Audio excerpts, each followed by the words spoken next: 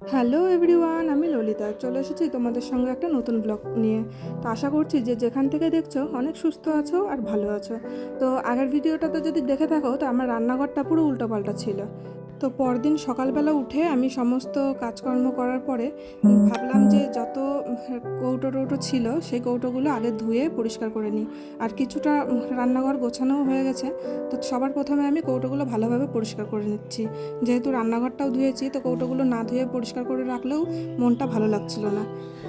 এদিকে সব কৌটোগুলো আমি ভালোভাবে পরিষ্কার করে নিয়ে এখন চলে যাব ঘরে। তারপরে এই যে দেখো একটা সেলফ, যেটা প্লাই দিয়ে অনেক দিন আগেই বানানো ছিল, তো এটা রং করা হয়েছিল না। আর এইটুকু একটা কাজের জন্য মিস্ত্রি আসতেও চায় না। তো ভাবলাম নিজে নিজে করে ফেলি। আর আমার কাছে না ব্রাশও ছিল না। আর এটা একটা আমার মেকআপ ব্রাশ, যেটা কোনো সময় কাজে লাগে না, সেই মেকআপ ব্রাশটা দিয়ে আমি এটা ভালোভাবে রং করে নিচ্ছি। তো প্রথমে এক কোট মারবো, তারপরে আবার কিছুক্ষণ পর শুকানোর পরে আবার একবার রং করে দেবো। তারপরে আমার ছেলে বসে গেল পড়তে। আর ও পড়ছে আর এইদিকে আমি রান্না করছি। একদিকে এই ঘরে রান্না করতে নিয়ে সুবিধেই হয়েছে যে ওকে পড়ানোও যায়, সঙ্গে রান্নাটাও হয়।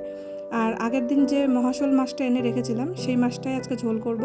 আর এদিকে ভাতও বসে দিয়েছি আর কচুরলতিও কেটে নিয়েছি।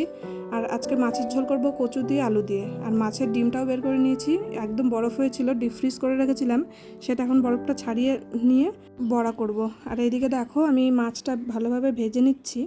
তো এদিকে মাছ ভাজতে ভাজতে দেখো আমার জানলার ওপাশে অনেক সুন্দর কচু গাছ হয়েছিল। ওটা কিন্তু দুধ কচুর গাছ। আর ওই কচুটা খেতে খুব ভালো লাগে। আমি নিজে হাতে বুনে রেখে এসেছিলাম, কিন্তু এমন জায়গাতে হয়েছে যে পিছনটা যেতেই আমার এখন ইচ্ছে করে না।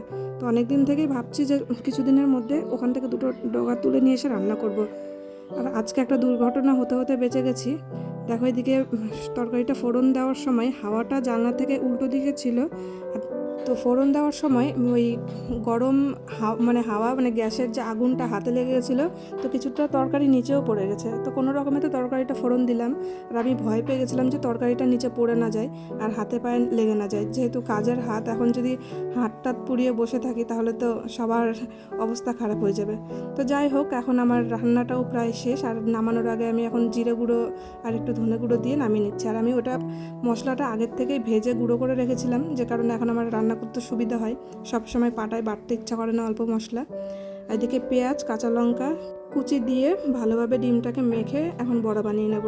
আমার আবার পেঁয়াজ দিয়ে ভালো লাগে না, কিন্তু অরিত্র আবার পেঁয়াজ ছাড়া ডিম ভাজাটা খায় না। তো ওদের ইচ্ছে মতোই ভাজতে হয়। তো আমি একে একে ডিমগুলো ভালোভাবে ভেজে নিচ্ছি। আর এটাও খেতে মন্দ হয় না, আমার কাছে পেঁয়াজ ছাড়াটাই বেশি ভালো লাগে। যাই হোক, এক একজনের মুখে এক এক রকম টেস্ট। এইভাবে ডিমগুলো আমি ভেজে নিলাম। ভেজে নেওয়ার পরে দেখো তরকারিটা পুরো সর পড়ে গেছে।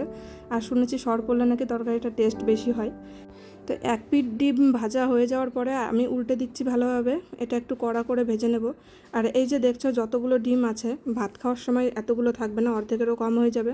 কারণ মাছের ডিম, মাছ এগুলো ভাজতে ভাজতে ও রেডি হয়ে থাকে যে কখন ভাজা হবে, আর ওখান থেকে নিয়ে একটা দুটো পিস করে খেয়ে নেব। কিছু বলবা? কিছু কিছু বলো। কিছু বলো। একটু হাই করো। একটু আয়। আর এই বাপ বেটা মিলে সব সময় আমার পিছনে লাগতেই থাকে এইভাবে। আর রাজু যতটা সিরিয়াস মনে হয়, ও সব সময় ইয়ার্কির মুডে থাকে, মানে আমাকে পাগল করে দেয় সব সময়ের জন্য। তাই এদিকে আমার রান্না টান্না সব শেষ, এখন বসে পড়েছি খেতে। তো আমি আগে আমার ছেলেকে খাইয়ে দেবো। আর আমি ওকে খাইয়ে না দিলে ওর হয় না। নিজে হাতে খেতে দিলে অর্ধেকটা ভাত ওর নষ্ট করবে, তারপরে ও মানে অর্ধেকটা খাবে। তারপরে ওই ভাত তরকারি নষ্ট হওয়া দেখলে পরে ওর পিঠের মধ্যেই যে কতগুলো পড়বে তার কোনো ঠিক নেই। তার জন্য আমি খাইয়ে দিই। তারপরে খাওয়া দাওয়া শেষে কাজকর্ম সেরে একটু শুয়েছি। আর আমার ছেলে দেখো আমার মাথাটা এরকম টিপে দিচ্ছে। ও কিন্তু আমাকে অনেক যত্ন করে, ওর যে কত ভালো লাগে। তো আমি একটু ঘুমানোর চেষ্টা করছিলাম, এইদিকে আমার ছেলে একটু ঘুমোতে দিল না। তারপরে এটা আবার রং করতে চলে আসলাম, কারণ একটু বাকি ছিল। আর অনেক অনেক দিকটাই উল্টাপাল্টা নিয়ে রং করতে হচ্ছিল। আর আমার ভালো লাগছিল না রং করার। আমি শুরুতে মানে যে কোনো কাজ শুরুতে খুব ভালো লাগে, পরে ওটা শেষ করতে আমার খুব অসুবিধা হয়। সেটা আসন বলো, মানে যে কোনো কাজই বলো। তো এটা যে কোন ভাগ্যে আমি কমপ্লিট করতে পেরেছি সেটা আমি নিজেও জানি না, কারণ এটা অনেকটা কাজের জিনিস, যত এটা কমপ্লিট না হলে আমি রান্নাঘরটা সাজাতে পারছি না। তো যাই হোক, ওটা কাজ করতে করতে আমার চলে আসলো সব বাচ্চারা। তো ওদেরকে এখন পড়াতে পড়াতে আমি ভিডিওটা শেষ করছি এক কাপ চা হাতে নিয়ে। তো তোমাদের যদি ভিডিওটা ভালো লাগে অবশ্যই আমাকে লাইক করতে ভুলো না, আর একটা কমেন্টের মাধ্যমে জানিও ভিডিওটা তোমাদের পছন্দ হয়েছে কি না।